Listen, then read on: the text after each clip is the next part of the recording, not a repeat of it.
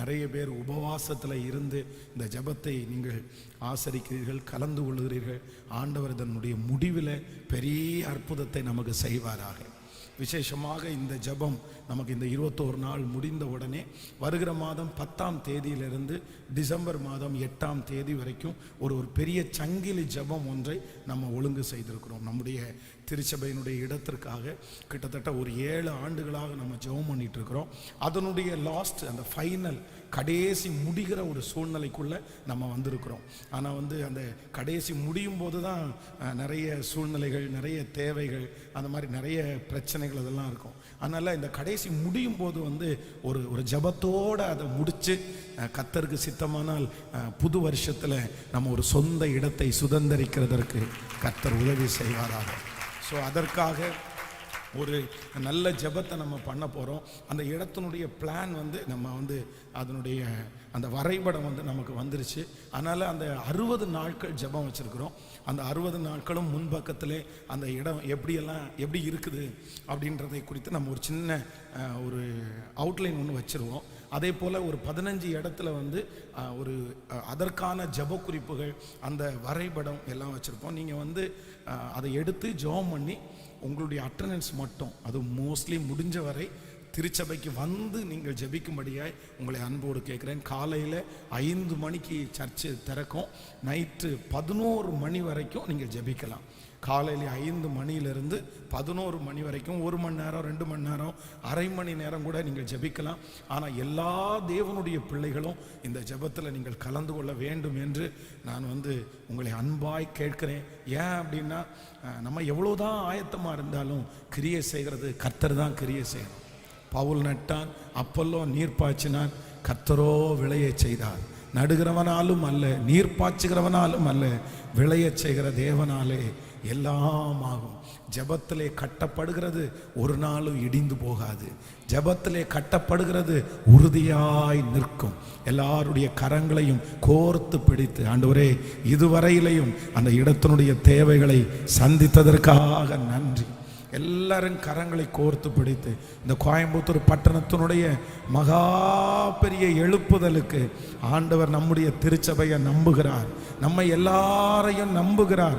இந்த பட்டணத்தினுடைய ஒரு பெரிய எழுப்புதலை கர்த்தர் நம் மூலமாய் கர்த்தர் கொண்டு வர போகிறார். அநேக ஜனங்கள் ரட்சிக்கப்பட போகிறார்கள். ஹல்லேலூயா.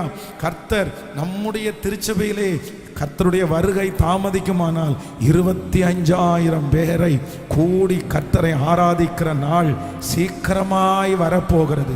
அதற்காக கர்த்தர் அந்த இடத்தை எந்த தடையும் இல்லாமல் அழகாய் அதை சுதந்திரிக்கிறதற்கு ஆண்டவர் பலன் தரும்படியாக, அதற்காக உதவி செய்கிற ஒவ்வொருவரையும் கர்த்தர் ஆசீர்வதிக்கும்படியாக, அதற்கு கூட நின்று வேலை செய்கிற பிள்ளைகளை கர்த்தர் பலப்படுத்தும்படியாக எல்லாரும் ஜெபம் பண்ணுங்க பார்க்கலாம். சத்தத்தை உயர்த்தி, கர்த்தாவே பூமியும் அதன் நிறைவும் அதனுடைய குடிகளும் உம்முடையது. நீங்கள் ஜெபிக்கிற இந்த ஜெபத்தில் அந்த இடத்திற்கு இருக்கிற தடைகள் மாறணும், சாப கட்டுகள் மாறணும், அக்கிரமத்தின் கட்டுகள் மாறணும். இப்பொழுது பரலோகத்திலே அந்த இடத்திற்கு கையெழுத்து வைக்கப்படட்டும். இந்த இடம் கம்ஃபர்ட் சர்ச்சுக்காக குறிக்கப்பட்ட இடம் என்று கையெழுத்து வைக்கப்படட்டும். இந்த இடத்திலே ஆயிரக்கணக்கான ஜனங்கள் வரப்போகிறார்கள். ஜனங்கள் ஆசீர்வாதத்தை பெற்றுக்கொள்ள போகிறார்கள். இந்த இடத்திலிருந்து ஒரு நதி புறப்பட்டு இந்த பட்டணம் முழுக்க இருக்கிற ஒவ்வொரு தெருக்களையும் போய் சந்திக்க போகிறது. தமிழ்நாட்டை சந்திக்க போகிறது, இந்தியாவை சந்திக்க போகிறது. இந்த தேசத்திலே இருக்கிற அநேக நாடுகளை சந்திக்கும்படியாக எல்லாரும் ஜெபம் பண்ணுவோம். ஸ்தோத்திரம். கர்த்தருடைய கண்கள் இங்கே இருப்பதாக ராஜா, உம்முடைய கண்கள் நோக்கமாய் இருப்பதாக ராஜா, உம்முடைய கண்கள் எங்களுடைய திருச்சபையை பார்க்கட்டும் ஆண்டவரே, அந்த இடத்தை பார்க்கட்டும் ஆண்டவரே. இப்பொழுது பரலோகம் அங்கீகரிக்கிறதற்காக ஸ்தோத்திரம். அதற்கு விரோதமாய் எழும்புகிற எந்த தடையா இருந்தாலும், மனுஷீக தடைகள், ஹல்லேலூயா, சத்துருடைய தடைகள், இயேசு கிறிஸ்துவின் நாமத்தினால நாங்கள் எல்லாரும் ஒன்று சேர்ந்து ஹல்லேலூயா கடிந்து அதை அப்புறப்படுத்தி நாங்கள் ஜெபிக்கிறோம். ஹல்லேலூயா. உனக்கு விரோதமாய், திருச்சபைக்கு விரோதமாய், நன்றி, அந்த இடத்திற்கு விரோதமாய் உருவாக்கப்படுகிற எந்த ஆயுதமானாலும் இயேசுவின் நாமத்தினாலே அது வாய்க்காமலே போவதாக, வாய்க்காமலே போவதாக. கர்த்தர் அந்த இடத்தை அங்கீகரித்து ஆசீர்வதித்து அதிலே ஒரு மகா பெரிய தேவாலயம் எழும்புவதற்கு கர்த்தர் அங்கீகரித்ததற்காய் கரங்களை தட்டி ஜெபத்தை கேட்ட தேவனுக்கு கரங்களை தட்டி ஹalleluya, hallelujah, thank you Jesus, amen, amen, amen, hallelujah. உங்களுடைய தனிப்பட்ட எல்லா ஜெபங்களிலையும் நீங்கள் ஜெபிக்கும்படியாக உங்களை மிகவும் அன்போடு நான் கேட்டுக்கொள்கிறேன். நிறைய ஆண்டவருடைய பிள்ளைகள் வெளி திருச்சபையிலிருந்து கூட இந்த ஸ்பெஷல் ப்ரேயருக்கு ஒரு சிலர் வந்திருக்கிறீர்கள். உங்கள் எல்லாரையும் நாங்கள் எங்களுடைய கம்ஃபர்ட் சர்ச் சார்பாக உங்களை வாழ்த்தி நாங்கள் வரவேற்கிறோம். ஆண்டவர் உங்களை அதிகமாய் ஆசீர்வதிப்பாராக. விசேஷமாக வருகிற 27, 28 செவ்வாய்க்கிழமை புதன்கிழமை ஆகிய 2 நாட்களும் காலையில் அந்த 5 மணி செக்ஷனில் அருமையான பாஸ்டர் ஜான்சாம் ஜாய்சன் அவர்கள் வந்து அந்த 2 நாட்களும் ஆண்டவருடைய வார்த்தையை பகிர்ந்து கொள்கிறதற்காக வருகிறார்கள். உங்களுக்கு அநேகருக்கு அவங்கள தெரியும். அதனால் அந்த டைம் இருக்கிற ஆண்டவருடைய பிள்ளைகள் எல்லாருமே வந்து அந்த 2 நாட்களும் அதில் கலந்து கொள்ளுங்கள். மற்றபடி அந்த வாரம் முழுக்க காலையிலே அந்த வாக்குத்தத்த செய்தியோடு அந்த ஜெபம் நடக்கும். அதனால் லாஸ்ட் டே வருகிற ஞாயிற்றுக்கிழமை மாலையில் வந்து அந்த 21 நாள் நிறைவு விழா ஜெபம் நடக்கிறது. அதில் ஆண்டவருடைய பிள்ளைகள் குடும்பமாக எல்லாரும் கலந்து கொள்ளுங்கள். ஆண்டவர் நமக்கு பெரிய காரியங்களை கர்த்தர் செய்வாராக. ஆமேன் சொல்லுங்கள். எல்லாரும் நம்ம எழுமி நின்று ஒரே ஒரு சங்கீதத்தை 91வது சங்கீதத்தை நம்ம மாறி மாறி நம்ம வாசிக்க போகிறோம். 91வது சங்கீதத்தை எல்லாரும் எடுத்துக்கொள்ளலாம். வேதம் இருக்கிறவர்கள் எங்களோடு சேர்ந்து பக்கத்தில் உள்ளவங்கள கூட பார்த்து நீங்கள் வாசிக்கலாம். சங்கீதம் 91வது சங்கீதத்தை. ஆமேன். எல்லாரும் மாறி மாறி அந்த சங்கீதத்தை வாசிக்க போகிறோம். எடுத்துக்கொண்டீர்களா? 728வது பக்கத்தில் இருக்கிறது. 728வது பக்கம். ஒருவேளை இது பைபிள் இல்லாதவங்க இங்கே எல்சிடியில் வந்து அதை போடுவாங்கன்னு நினைக்கிறேன். வாசிக்கலாம். உன்னதமானவரின் மறைவில் இருக்கிறவன் சர்வ வல்லவருடைய நிழலில் தாங்குவான். நான் கர்த்தரை நோக்கி, நீர் என் அடைக்கலம், என் கோட்டை, என் தேவன், நான் நம்பி இருக்கிறவர் என்று சொல்லுவேன். அவர் உன்னை வேடனுடைய கண்ணிக்கும் பாழாக்கும் கொள்ளை நோக்கியும் தப்புவிப்பார். அவர் தமது சிறகுகளாலே உன்னை மூடுவார். அவருடைய செட்டைகள் கீழே அடக்கலம் புகுவார். அவருடைய சத்தியம் உனக்கு பரிசையும் கேடகும். இரவில் உண்டாகும் பயங்கரத்திற்கும் பகலில் பறக்கும் அம்பிற்கும் இருளில் நடமாடும் கொள்ளை நோக்கியும் மத்தியானத்தில் பாழாக்கும் சங்காரத்திற்கும் பயப்படாதிருப்பாய். உன் பக்கத்தில் 1000 பேரும் உன் வலதுபுறத்தில் 10,000 பேர் விழுந்தாலும் அது உன்னை அணுகாது. உன் கண்களால் மாத்திரம் அதை பார்த்து துன்மார்க்கருக்கு வரும் பலனை காண்பார். எனக்கு அடைக்கலமாய் இருக்கிற உன்னதமான கர்த்தரை உனக்கு தாபரமாய் கொண்டார். ஆகையால் பொல்லாப்பு உனக்கு நேரிடாது, வாதை உன் கூடாரத்தை அணுகாது. உன் வழிகளெல்லாம் உன்னை காக்கும்படி உனக்காக தம்முடைய தூதர்களுக்கு கட்டளையிடுவார். உன் பாதம் கல்லில் இடராதபடிக்கு அவர்கள் உன்னை தங்கள் கைகளில் ஏந்தி கொண்டு போவார்கள். சிங்கத்தின் மேலும் விரியன் பாம்பின் மேலும் நீ நடந்து பால சிங்கத்தையும் வலு சர்ப்பத்தையும் மிதித்து போடுவாய். அவன் என்னிடத்தில் வாஞ்சையா இருக்கிறபடினால் அவனை விடுவிப்பேன். என் நாமத்தை அவன் அறிந்திருக்கிறபடினால் அவனை உயர்ந்த அடைக்கலத்திலே வைப்பேன்.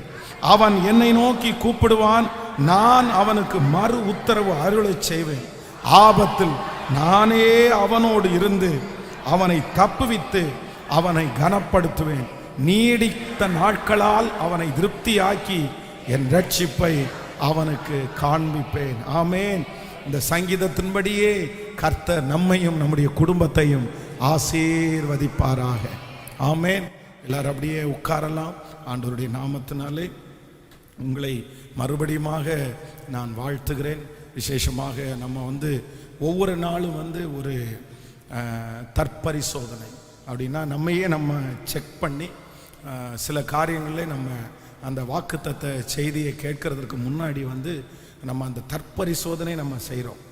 ஸோ இன்றைக்கு நான் அந்த தற்பரிசோதனை என்ன அப்படின்னா, நம்முடைய வாழ்க்கையில் ரொம்ப அவசியமானது நம்ம ஆவிக்குரிய வாழ்க்கையில வந்ததற்கு பிறகு நம்ம ரொம்ப கொஞ்சமாக பேசணும் அப்படின்னு நம்ம நினைக்கணும். ஆமேன்னு சொல்லுங்கள். நம்முடைய வார்த்தை எப்படி இருக்கணும்னா சுருக்கமாக இருக்கணும். ஆண்டவர் சொல்லுகிறார், உன்னுடைய வாயினுடைய வார்த்தைகள் சுருக்கமாக இருப்பதாக. ஆகாத சம்பாசனைகள் நல்லொழுக்கங்களை கெடுக்கும். நம்ம நிறைய பேர் அதிகமாய் பேசுகிறதுனால தான் நம்முடைய ரகசியங்களை நம்ம அடக்க முடியறதில்லை. சில காரியங்கள் நம்முடைய வீட்டில் நம்ம ரகசியமாக தான் வைக்கணும். எல்லாத்தையும் எல்லாரிடத்துலையும் நம்ம ஷேர் பண்ண முடியாது. எல்லாத்தையும் எல்லாரிடத்துலையும் நீங்கள் சொல்லுவீர்களே ஆனால் அதன் நிமித்தமாய் வருகிற ஆபத்தை நீங்கள் சந்திக்க வேண்டியது இருக்கும். வேதத்திலே எசேக்கியா ராஜா தன்னுடைய ராஜாங்கத்தில் இருக்கிற மொத்தத்தையும் எதையுமே மறைத்து வைக்காம எல்லாத்தையும் வெளிக்கரங்கமாய் எதிரி நாட்டு ராஜாவுக்கு காண்பித்ததுனால வேதம் சொல்லுகிறது, அவனுடைய ஆசீர்வாதங்கள் எல்லாம் எடுக்கப்பட்டு போய்விட்டது. அப்போ ஒரு மனுஷனுடைய வாழ்க்கையிலே இந்த ரகசியத்தை யாரால மறைக்க முடியாது அப்படின்னு சொன்னா, அதிகமாய் பேசுகிற ஒரு நபரால ரகசியத்தை மறைக்கவே முடியாது. நீங்கள் கொஞ்சமாய் பேசுகிறீர்களே ஆனால் உங்களுடைய ரகசியத்தை நீங்கள் மறைக்கலாம். நான் நிறைய பேசிட்டு இல்லை என் ரகசியத்தை எல்லாம் நான் மூடிடுவேன், நான் மறைச்சிருவேன், நான் அந்த அளவுக்கு வெளியே சொல்ல மாட்டேன் அப்படின்னு சொல்ல முடியாது.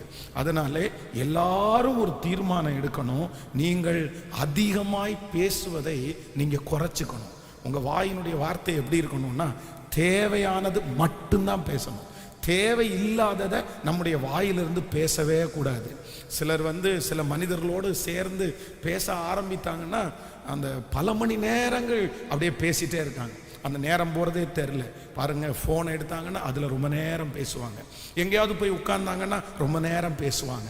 ஆனால் நமக்கு எல்லாருக்கும் ஆண்டவர் ஒரு கிருபை கொடுக்கணும். ஆண்டவரே, என் வாயின் வார்த்தைகள் எப்படி இருக்கணும்னா சுருக்கமாக இருப்பதாக. எல்லாரும் கண்களை மூடி கையை உயர்த்தி இந்த தற்பரிசோதனைக்காய் ஜெபம் பண்ணுவோம். யார் ஒருவர் உங்களிலே அதிகமாய் பேசுகிறவர்கள் இருந்தாலும் ஜெபிக்கலாம். ஆண்டவர் உங்களுக்காக தான் பேசுகிறாரு. மகளே, நீ அதிகமாய் பேசுகிறதுனால தான் உன் வார்த்தையை நிறைய பேர் பிடிச்சிட்டு உன்னை ரொம்ப கஷ்டப்படுத்துகிறாங்க. நீ அன்றைக்கு பேசாம இருந்திருந்தா இன்றைக்கு அவர்களுக்கு முன்பாக நீங்க கைகட்டி நிற்க வேண்டிய சூழ்நிலை உங்களுக்கு வந்திருக்காது. உண்மைதானே? பேசிட்டு நம்ம நிறைய பேர் யோசிச்சிருக்கிறோம், ஐயோ இதை நான் பேசாம இருந்திருக்கலாம், இல்ல இந்த காரியத்தை நான் தெரியாம பேசிட்டேனே, இந்த இடத்துல மட்டும் நான் அமைதியா இருந்திருந்தா இன்னைக்கு மற்றவங்களுக்கு முன்னாடி நான் இவ்வளவு வெட்கப்பட்டு நிற்க வேண்டிய அவசியமே இல்லையேன்னு நம்ம எத்தனை பேர் யோசிச்சிருக்கிறோம். கைகளை எல்லாரும் உயர்த்தி ஆண்டவரிடத்துல அந்த கிருபையை கேளுங்க. நான் நம்புறேன், நம்மை போதித்து நடத்துகிறவர் கர்த்தர், நம்மை பாதுகாக்கிறவர் கர்த்தர், பொல்லாதவருடைய கைகளுக்கு நம்மை விலக்குகிறவர் கர்த்தர். எல்லாரும் உங்க வலது கரத்தை மேல உயர்த்தி, தகப்பனே, இனி என்னுடைய வாழ்க்கையில தேவையானதை மட்டும், ஆண்டவரே ஸ்தோத்திரம், தேவையானதை மட்டும், உமக்கு பிரியமானதை மட்டும் நான் பேசும்படியாக அப்படிப்பட்ட ஒரு இருதயத்தை எனக்கு தருவீராக ராஜா. கேளுங்க, ஆண்டவரே, இனி நான் தேவையில்லாம பேசிட்டேன்னு யாரு முன்னாடியும் ஆண்டவரே நான் வெட்கப்பட்டு நின்ற கூடாது ராஜா. இனி நான் யோசிச்சிடவே கூடாது ராஜா. அப்படி சொல்லுங்க, என் வாய்க்கு காவல் வையும். தேவனுடைய மனுஷன் ஜெபிக்கிறான் இல்ல, என் உதடுகளின் வாசலை காத்து கொள்ளும் ஆண்டவரே. சொல்லுங்க, எல்லாரும் ஜெபிங்க. ஏசப்பா, சில நேரத்தில் சில மனிதர்கள் உங்க வாயிலுடைய வார்த்தையை பிடுங்க நினைப்பாங்க. அப்படியே வாய் போட்டு போட்டு கேட்பாங்க, நீ சொல்லுவியா, உன் வாயை திறந்து நீ பேசணும்னு எதிர்பார்ப்பாங்க. அப்படிப்பட்ட பொல்லாத மனுஷர்களை அடையாளம் கண்டுபிடித்து நலமானதை கூட பேசாம அமைதியா இருக்கக்கூடிய ஒரு கிருபையை கர்த்தர் உங்களுக்கு தருவார். ஜெபிக்கும் போது தருவார். ஸ்தோத்திரம். வாஞ்சையோட கேட்கிறவங்களுக்கு கர்த்தர் கொடுக்க போறாரு.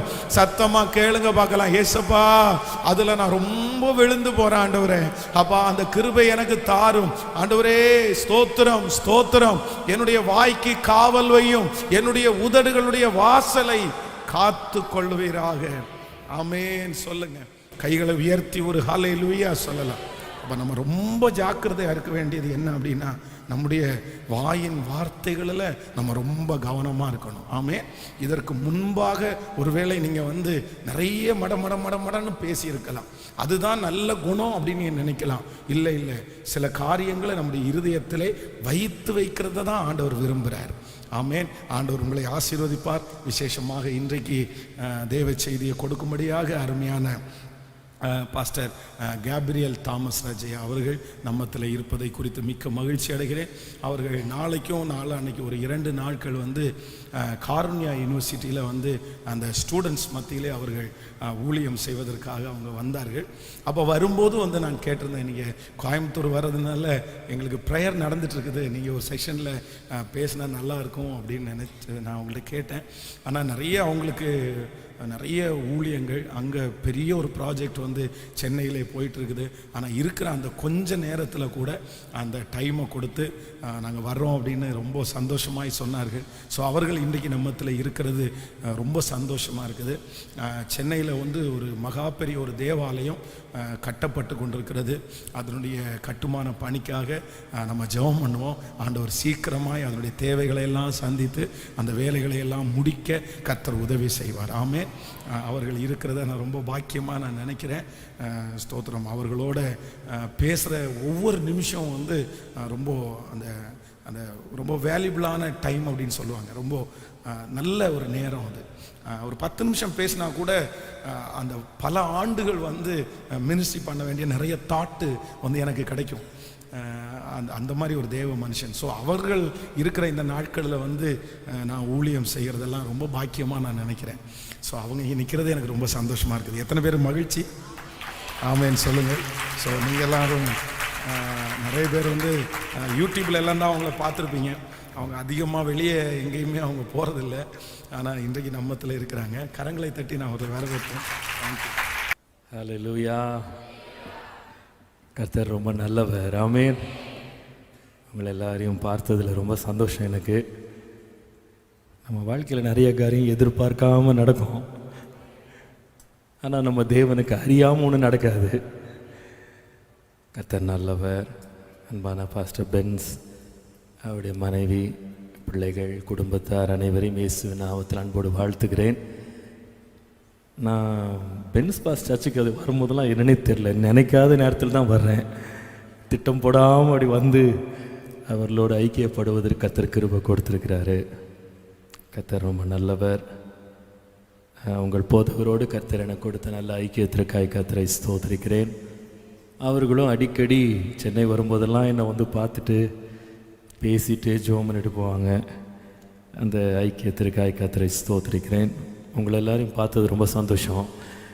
நீண்ட நாள் கழித்து கொரோனாலாம் தாண்டி ஆண்டவர் நம்மளை பிழைத்திருக்க பண்ணி இவ்விதமாக காணும்படி கர்த்தர் செய்ததுக்காய் கர்த்தரை ஸ்தோத்திரிக்கிறேன். ஆமென். கர்த்தர் ரொம்ப நல்லவர். அப்பாவுக்காக நீங்கள் சபையாக ரொம்ப ஊக்கமாக ஜெபித்தீங்கன்னு எனக்கு தெரியும். அதற்காக எங்களுடைய குடும்பத்தின் சார்பாகவும் எங்களுடைய ஆவடி ஏசிய சபையின் சார்பாகவும் உங்கள் ஒவ்வொருவருக்கும் நான் நன்றியை தெரிவிக்கிறேன். கர்த்தருடைய பெரிய கிருபை உலகம் முழுவதும் உங்களை போன்ற தேவ மக்கள் ஜெபித்த ஜெபம்தான் இன்றைக்கு அப்பாவை உயிரோடு வைத்திருக்கிறது. அல்லேலூயா. மருத்துவ ரீதியாக அவர்கள் உயிர் பிழைக்க வாய்ப்பே கிடையாது. ஆனால் கர்த்தரோ இரக்கமுள்ளவராய் இருந்தார், கிருபை உள்ளவராய் இருந்தார். அவருடைய இரக்கங்களை நினைத்து நான் ஸ்தோத்திரிக்கிறேன். உங்களுக்கும் நன்றி செலுத்துகிறேன்.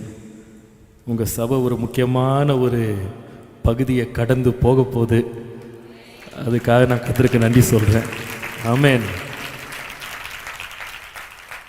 எங்கெல்லாம் தேவனுடைய ராஜ்யம் கட்டப்படுதோ அங்கெல்லாம் நமக்கு மகிழ்ச்சி தான். அல்லேலூயா.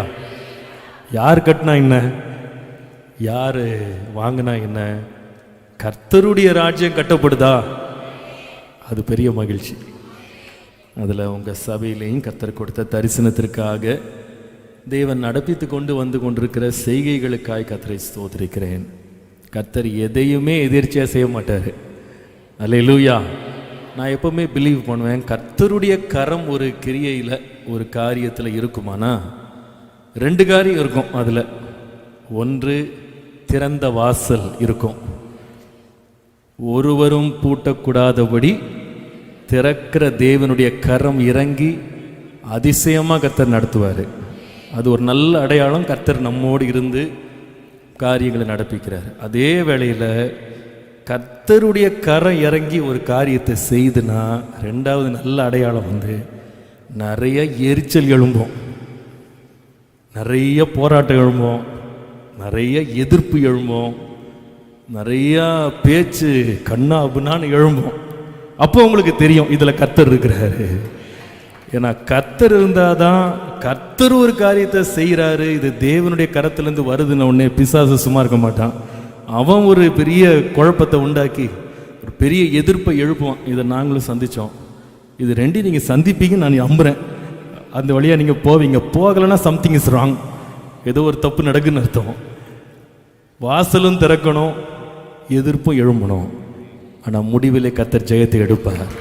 அல்லேலூயா. கர்த்தர் செய்ய நினைத்தது தடைபட.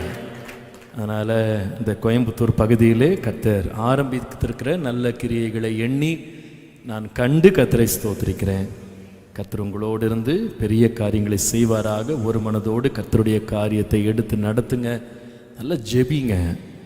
நாம் கண்ணால் பார்க்கும்போது ஒரு இடத்த பார்க்கலாம், நாம் ஒரு ஆலயத்தை பார்க்கலாம். ஆனால் நாம் பார்க்குறது கொஞ்சம்தான். தம்மில் அன்பு கூறுகிறவர்களுக்காக, தமக்காய் காத்திருக்கிறவர்களுக்காக தேவன் ஆயத்தம் பண்ணி வைத்தவைகளை கண் காணவில்லை, காதுகள் கேட்கவில்லை, அது மனிதனுடைய இருதயத்தில் என்ன செய்யலை, தோன்றவே இல்லை. பார்த்ததுக்கே இவ்வளோ பிரமிப்பு இருக்குன்னா பார்க்காத காரியத்தை நினைச்சா எவ்வளவு அதிசயம். அல்லேலூயா. அதனால் கர்த்தர் பெரிய காரியம் செய்ய போகிறாரு. எப்பவுமே கர்த்தர் தம்முடைய வாக்கு தத்தங்களை, தம்முடைய மகிமையை வெளிப்படுத்துறதுக்கு முன்னால் நீங்கள் வேதம் முழுவதும் வாசித்து பாருங்க. தேவன் முதலாவது ஒரு இடத்தை ஆயத்தம் பண்ணுவார். எல்லா இடத்துலையும் நீங்கள் அதை பார்க்கலாம். கர்த்தர் வெறுமனே ஒரு இடத்தை ஆயத்தம் பண்ணவே மாட்டார். ஒரு இடத்தை கர்த்தர் ஆயத்தம் பண்ணுறாருன்னா ஒரு நீண்ட திட்டத்தை கர்த்தர் வைத்திருக்கிறார்னு அர்த்தம். ஆமேன். நாம் பார்க்கறது போல ஏதோ ஒரு நிலமாக கட்டிடமாக கிடையாது. இது கர்த்தருடைய நோக்கமும் திட்டமும் அதில் நம்ம கண்ணுக்கு தெரியாமல் மறைஞ்சிருக்கு. கர்த்தர் நமக்காக இல்லை, நம்மை பார்க்கிலும் இன்னும் வெகு ஜனத்திற்கு கர்த்தர் இடங்களை ஆயத்தம் பண்ணுகிறார். அதனால் கர்த்தர் இந்த பட்டணத்தில் செய்து கொண்டிருக்கிற அவருடைய கிரியைகளுக்காக உங்களோடு சேர்ந்து கர்த்தரை ஸ்தோத்திரிக்கிறேன். கர்த்தர் செய்ய நினைத்தது தடைபடாது. கர்த்தர் ஆரம்பித்ததை ஜெயமாய் முடிய பண்ணுவா. ஆமேன். ரொம்ப ரொம்ப சந்தோஷம். ஒரு ஜெபம் பண்ணுவோமா? கண்களை மூடி நாம் தேவனை நோக்கி பார்ப்போம். அவருடைய பிரசன்னம் இங்கே இருக்கிறது, அவருடைய மகிமை இங்கே இருக்கிறது. Oh, we praise you, Lord. Hallelujah. Hallelujah. Hallelujah. Hallelujah. Hallelujah. Hallelujah. Hallelujah. Hallelujah. கரங்களை உயர்த்தி பாடுவோம். அல்லேலூயா ஓசன்னா.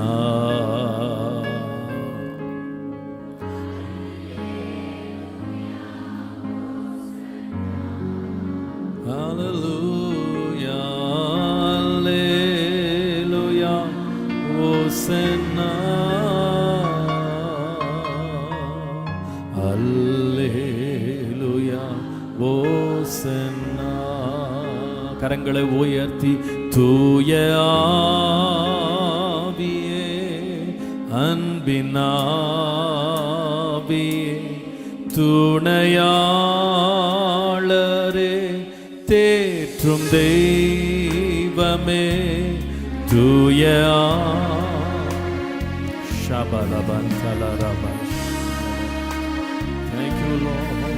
துணையாளர், தேற்றும் தெய்வமே, ஊற்று தண்ணீரே, உள்ளம் ஏங்குதையா, வரவேண்டும் வல்லவரே, இப்போ வரவேண்டும். இங்க இங்கே வர வேண்டும். பாடுங்க, இங்கே வர என் மேல் வர வேண்டும். சொல்லுங்க, என் மேல் வர வேண்டும். வல்லவரே, நல்லவரே.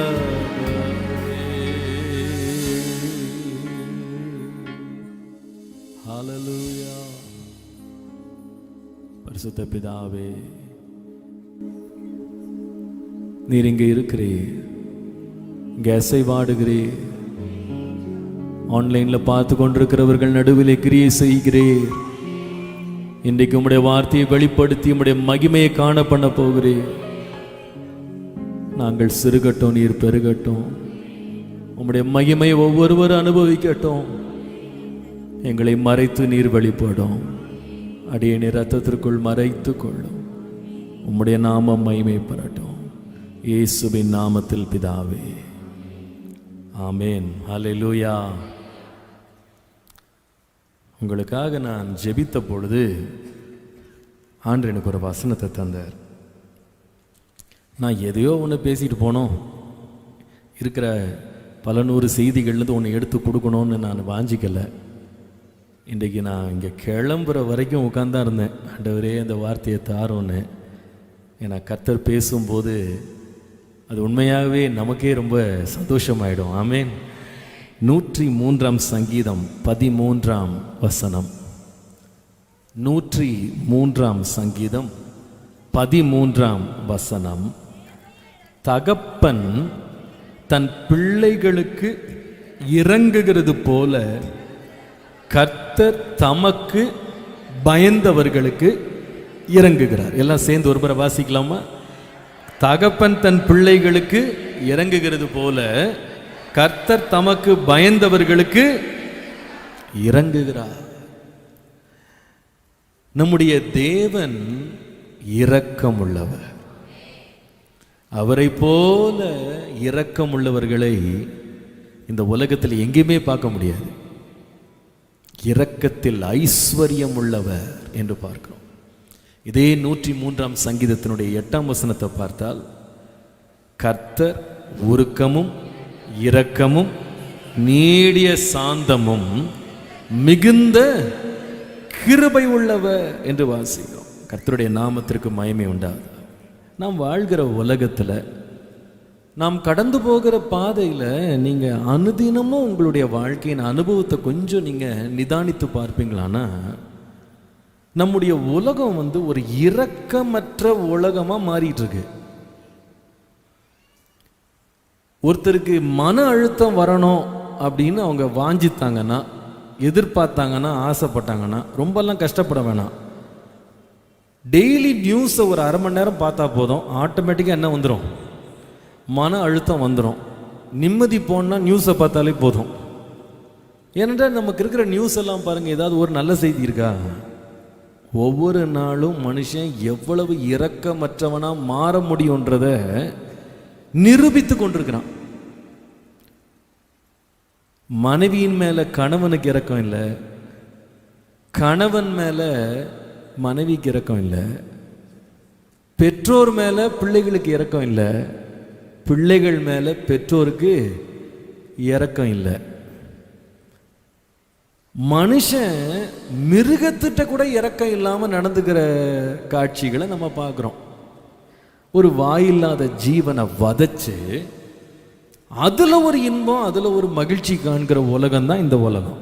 ஆனால் என்ன நம்ம சொல்லிக்கிறோம் அப்படின்னா, நாங்கள்லாம் 21ஆவது நூற்றாண்டில் வாழ்கிறோம், நாங்கள்லாம் ரொம்ப படிச்சுட்டோம், எங்களுக்கு அறிவு வளர்ந்துருச்சுன்னு சொல்கிறாங்க. ஆனால் இன்றைக்கு உள்ள மனுஷனுக்கு அறிவு எதுக்கு வளர்ந்துருக்குன்னா, எவ்வளவு அதிகமாக ஒரு மனுஷனை கொடுமை பண்ணலாம், இதில் தான் ரொம்ப அறிவு வளர்ந்துருக்கு. ஆச்சரியமாக இருக்குங்க. அவங்கள போய் கேட்டிங்கன்னா, எங்கெங்க நீங்கள் படிச்சீங்க, எங்கே வேலை செய்கிறீங்க கேட்டால் பிரமிப்பாக இருக்கு. நம்ம கண்ணை உயர்த்தி பிரமித்து பார்க்கக்கூடிய அளவில் உயர்ந்த நிலைகளில் அவங்க சமுதாயங்களில் பேர் பெற்றிருக்கிறாங்க. ஆனால் அவர்களை பற்றிய செய்திகள் வெளியே வரும்போது, இவெல்லாம் மனுஷனாக இருக்கிறானா, இதெல்லாம் மனுஷத்தன்மை அவனுக்குள்ள இல்லையா, கொஞ்சம் கூட இரக்கம் இல்லையா, என்ன சில செய்திகள்லாம் கேட்கும்போது தாம் பிள்ளை வந்து மார்க் வாங்கலைன்னு என்ன இன்னொரு பிள்ளைக்கு விஷம் கொடுக்கிற தாய்மார் இன்னைக்கு எழுப்பிட்டாங்கன்னு நினைக்கும் போது ரொம்ப பயமா இருக்கு. இந்த சமுதாயத்தை பார்த்தாலே பயமா இருக்கு. நம்ம பிள்ளைகளெல்லாம் பள்ளிக்கூடத்துக்கு போயிட்டு பத்திரமா வீட்டுக்கு வந்தா பெரிய அதிசயம் மாதிரி மாறிட்டு வருது காலம். ஏன்னா கொஞ்சம் கூட இரக்கம் இல்லாத ஒரு உலகத்துல நம்ம வாழ்கிறோம். நீங்க உலகத்துல போய் இரக்கத்தை தேடி பாருங்களேன், அது கிடைக்கிறது ரொம்ப அரிதாக மாறிக்கொண்டிருக்கிற ஒரு காலத்துல நம்ம வாழுகிறோம். 69ஆம் சங்கீதம் 20ஆம் வசனத்துல சங்கீதக்காரன் சொல்லுகிற வார்த்தையை பாருங்க. நிந்தை என் இருதயத்தை பிளந்தது, நான் மிகவும் வேதனைப்படுகிறேன். எனக்காக பரிதபிக்கிறவன் அல்லது எனக்குன்னு இரக்கம் காட்டுறவன் பரிதாபப்படுறவன் எவனாகிலும் உண்டோ என்று காத்திருந்தேன், ஒருவனும் இல்லை. தேற்றுகிறவரை தேடினா அதுலயும் ஒருத்தனையும். ஏங்க இப்படி இருக்க முடியுமாங்க ஒரு உலகம்? இது வந்து எப்போ அவர் பேசுறாருன்னா கிட்டத்தட்ட ஒரு 2500 வருஷத்துக்கு முன்னாடி அவர் எழுதுறாரு. அவர் சொல்றாரு, அப்பமே நம்மெல்லாம் சொல்றோம் இப்போ காலம் கெட்டு போச்சுன்னு, அப்பமே அவர் எழுதுறாரு, இரக்கம் செய்யறதுக்குன்னு பரிதாபப்படுறதுக்குன்னு ஒருத்தனை தேடினங்க, ஒருத்தனையும் என்ன பண்ண முடியல, பார்க்க முடியல. இதாங்க உலகம்.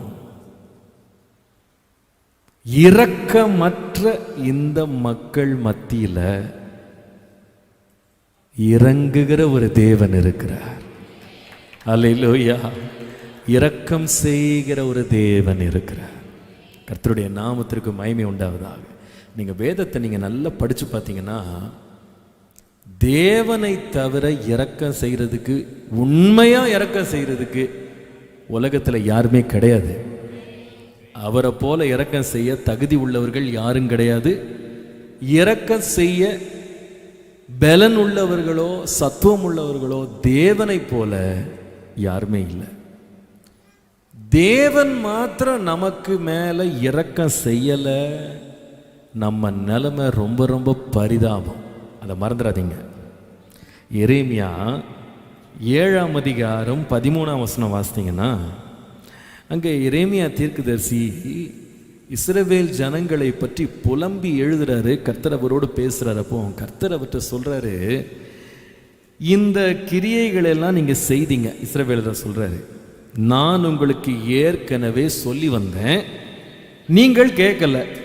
நான் உங்களை கூப்பிட்டு பார்த்தேன், நீங்க என்ன பண்ணல, உத்தரவே கொடுக்கல, பதிலே பேசல. இப்படி ஒரு முரட்டாட்ட ஜனமா நீங்க இருக்கிறீங்க. நான் எவ்வளவோ பேச பார்க்குறேன், கூப்பிட்டு பார்க்குறேன், எச்சரித்து பார்க்குறேன், நீங்க என்ன பண்ண மாட்டேங்கிறீங்க, பதிலும் பேச மாட்டேங்கிறீங்க, நான் சொல்றதை கேட்கவும் மாட்டேங்கிறீங்க. இந்த நிலைமையில் உள்ள மக்களுக்கு இப்போ எரேமியாட்ட ஆண்டவர் சொல்றாரு. நீங்க ஆச்சரியமா இருக்கு இதை படிச்சீங்கன்னா, அதே எரேமியா 7ஆம் அதிகாரம் 16ஆம் வசனத்தை பார்த்தா ஆண்டவர் சொல்றாரு எரேமியாவை பார்த்து, இந்த ஜனத்துக்காக நீ என்ன பண்ணவத, விண்ணப்பம் செய்ய வேண்டாம், அவர்களுக்காக மன்றாடவும் வேண்டாம், கெஞ்சவும் வேண்டாம், என்னிடத்தில் அவர்களுக்காக என்ன பண்ண வேண்டாம், பரிந்து பேசாதப்பா. இவன் சொல்றதை கேட்க மாட்டான், இவன் கூப்பிட்டாலும் பதில் சொல்ல மாட்டான். நீ தயவுசெய்து இவங்களுக்காகலாம் ஜெபம் பண்ணாத, இவர்களுக்காக பரிந்து பேசாத, இவர்களுக்காக நீ என்கிட்ட வந்து மன்றாடாத அப்படின்னு கர்த்தர் வந்து வெறுத்து போய் நிற்கிறாரு. இந்த ஜனங்க பத்தியில பார்த்துட்டு எவ்வளோ பேசினாலும் கேட்க மாட்டேங்கிறாங்களே அப்படின்னு கூப்பிட்டு சலிச்சு போய் இவர்களுக்காக நீ கூட ஜெபம் பண்ணாத அப்படின்னு சொல்லி விரக்தியில சொல்றாரு. இன்னும் நீங்க தொடர்ந்து 15ஆம் அதிகாரத்தின் 1ஆம் வசனத்தை பார்த்தீங்கன்னா ஆண்டவர் சொல்லுகிற வார்த்தை ரொம்பவே கடுமையா இருக்கு. அங்க சொல்லுகிறாரு, மோசேயும் சாமுவேலும் என் முகத்துக்கு முன்பாக நின்றாலும் என் மனம் என் ஜனங்கள் பட்சமாய் சாராது. யார் ஜெபம் பண்ணா? மோசே ஜெபம் பண்ணாலும் சரி, சாமுவேல் ஜெபம் பண்ணாலும் சரி, நான் வந்து இவங்க மேல இரக்கம் காட்ட மாட்டேன், என்ன இவங்க மேல பரிதபிக்க மாட்டேன். நான் கூப்பிட்டாலும் இவங்க கேட்கறது கிடையாது, சொன்னாலும் கவனிக்கிறது கிடையாது, கேட்டாலும் பதில் கொடுக்கறது கிடையாது. அதனால நீயும் ஜெபம் பண்ணாத, மோசே ஜெபம் பண்ணாலும் சரி, சாமுவேல் ஜெபம் பண்ணாலும் சரி, நான் கேட்க மாட்டேன். ஏன் இந்த 2 வார்த்தையை ஆண்டவர் பயன்படுத்தினாரு? ஏன் இந்த 2 பேர் பேரை சொன்னார் ஆண்டவர்? இதற்கு ஒரு காரணம் இருக்கு. நீங்க சங்கீத புஸ்தகத்துக்கு வருவீர்களானா 99ஆம் சங்கீதத்தின் 6ஆம் வசனத்தை வாசித்தால் ரொம்ப அருமையான ஒரு வசனம் இருக்குங்க. அதில் பார்த்தீங்கன்னா, அவருடைய ஆசாரியரில் மோசேயும் ஆரோனும் அவர் நாமத்தை பற்றி கூப்பிடுகிறவர்களில் சாமுவேலும் கர்த்தரை நோக்கி கூப்பிட்டார்கள். அவர் என்ன செய்தார்? அவர்களுக்கு மறு உத்தரவு கொடுத்தார். என்ன ஒரு ஆண்டவர் ஒரு மரியாதையை வைத்திருந்தார் பாருங்க இந்த ஜனங்கள் மேல. மோசே கூப்பிட்டாலும் சரி, சாமுவேல் கூப்பிட்டாலும் சரி, ஆண்டவர் என்ன பண்ணிட்டு வரான்? உடனே மறு உத்தரவு கொடுப்பாரு. ஏன்னா அப்படிப்பட்ட ஒரு பரிசுத்த வாழ்க்கையும் ஒரு நீதி உள்ள வாழ்க்கையும் அவங்க வாழ்ந்தாங்கல்ல. துன்மார்க்கனுடைய ஜெபம் கர்த்தருக்கு அருவருப்பானது, ஆனால் நீதிமானுடைய சத்தத்துக்கு அவர் செவி கொடுக்கிறார். ஆமென். இப்போ இங்க சங்கீதத்தில் வாசிக்கிறோம், இந்த சாமுவேலும் சரி மோசேயும் சரி கூப்பிட்டா கர்த்தர் அவருக்கு மறு உத்தரவு அருளினார் என்று கடந்த காலத்தை பற்றி எழுதியிருக்கு. ஆனா இப்ப இந்த எரேமியாட்ட சொல்றாரு, இங்க பாருப்பா, நீயும் ஜோம் பண்ணாத, இந்த சாமுவேலும் சரி மோசேயும் சரி இப்ப ஜோம் பண்ணா நான் என்ன பண்ண மாட்டேன்? கேட்க மாட்டேன், நான் பதிலே கொடுக்க மாட்டேன். அவங்க தயவுசெய்து என்கிட்ட ஜெபிக்க வேண்டாம், யாரும் என்கிட்ட இந்த பிள்ளைகளுக்காக ஜெபிக்க வேண்டாம். இப்ப பாருங்க, இப்படி ஆண்டவர் அந்த ஜனங்களை கைவிட்டார்.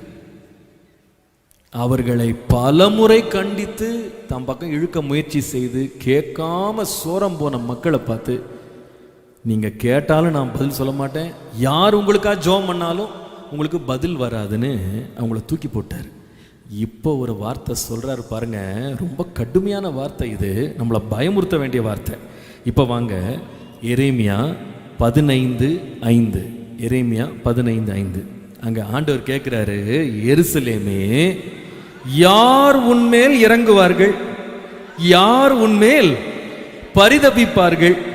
யார் உன்னிடத்திற்கு திரும்பி உன் சுக செய்தியை விசாரிப்பாங்க? என்ன, நான் உன்னை விட்டுட்டேன், நீ ஜோம் பண்ணாலும் கேட்க மாட்டேன், எரேமியா ஜோம் பண்ணாலும் கேட்க மாட்டேன், மோசே ஜோம் பண்ணாலும் கேட்க மாட்டேன், சாமுவேல் ஜோம் பண்ணாலும் கேட்க மாட்டேன். இப்ப பார்க்கலாம் யார் உனக்கு இறங்குவாங்க, யார் உனக்கு பரிதவிப்பாங்க. நீ என்ன நினைச்சுக்கிட்டு இருக்க? நான் இரக்கம் காட்டாம நீ இரக்கம் பெற்ற முடியும் நினைக்கிறியா? நான் உன்னை கைவிட்டேன்னா ஒருவனும் உனக்கு ஒரு இரக்கம் செய்யவே முடியாது.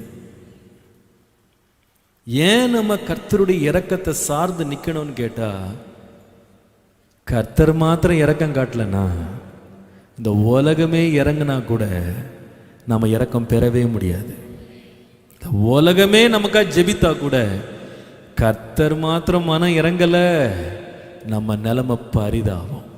ஆண்டவர் கேட்கிறார், யார் உனக்கு இறங்குவா பார்க்குறேன், யார் உனக்கு பரிதபிப்பா பார்க்குறேன்? என் சொல்ற பேச்சை நீ கேட்காம உன் மனம் போன போக்கில் நீ எல்லாம் செஞ்சிட்டு இருக்கிற, யார் உனக்கு இறங்குவா?